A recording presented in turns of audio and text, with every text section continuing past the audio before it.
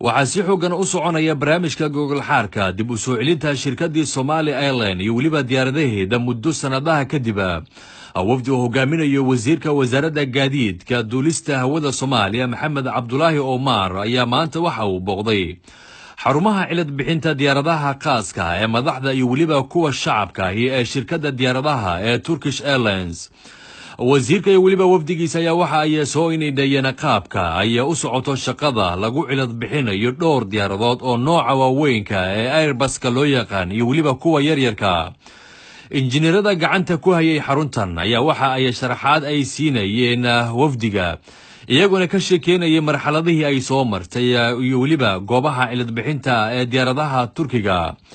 iyaduna wasiirka iyo waliba khubaradii la socotay ee ka soo shaqeeyay Somali Airlines lagula dardarmay in ay muhiim ay tahay in la helo goob noocan oo kala ah inta aysan howlgelin Somali Airlines. xarunta tababarka duulimaadka ee Turkish Airlines iyaduna waxa ay ka mid ahayd goobihii ay booqdeen wafdiga. baylodyo baryaalka xaruntan ayaa wafdiga sharxaad siinayay qaabka iyo waliba sida loo qaato dadka doonayo inay bartaan duulinimada.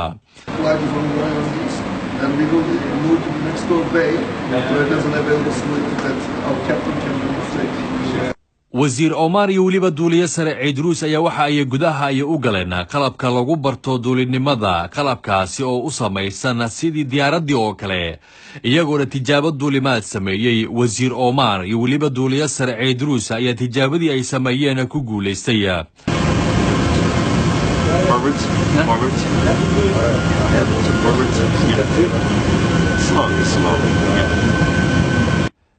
sheekada aadka ay xiise gelisay ayaa waxay ahayd sheeka dhex martay kabtankii hore ee Somali Airlines mudane Ciidruus iyo waliba duuliye ka tirsan xarunta Turkish Airlines.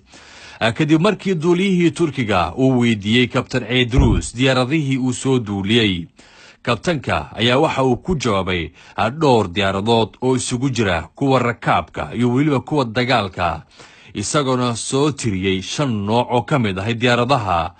kabtankii Turkiga ayaa gacan geliyay kabtan Ciidruus isagoo uga jawaabay waa in aan ku dhaha macallin. taasina waxa ay ku cadeynaysaa heerka ay gaarsiisan tahay aqoonta duuliyaasha Soomaaliyeed. إلى هذا كان على سوق السيارة وزيرك سعرته مدة ذلك حتى جهد الزار وهو تصير وسع إلى سمار الناس دوليال عصور وتابر لها فسمي قانون إنجنير وزار لها بريء هذا واحنا وكان هذا ماشان عن جنة زي سيار مدرتي كل سلاش اللي يقود المسكورة شعورتها لا شعورت وحبي صح ما تقود المسحقي ودك كم سفرت وحصفنا جدوتي دار السلام كينيا ما نبغى باتيجي ما شاء الله هذا wasiirka wasaaradda gaadiidka duulista hawada Soomaaliya mudane Maxamed Cabdulaahi Salaad Omar ayaa waxa uu warbaahinta uga warbixiyay kormeerkii uu ku tagay qayb ka mid ah xarumaha waaweyn ee Turkish Airlines. waxaan booqasho ku tagnay Turkish Technique iyo Turkish Aviation Schoolka. labadaba waxaan raadinaynaa inaan ka soo barano ama aan fiirino inaan la samaysan karno xiriir ku saabsan sida diyaaradaha loo hagaajiyo marka ay xumaadaan wax ka xumaadaan. soo hangarada diyaaradaha oo dhan waxaan tagnay meelo waaweyn oo diyaaradaha nooc kasta oo leeyihiin lagu sameeyo hadii ay wax gaaraan ama dib cusboonaysiin lagu sameeyo diyaaradaha.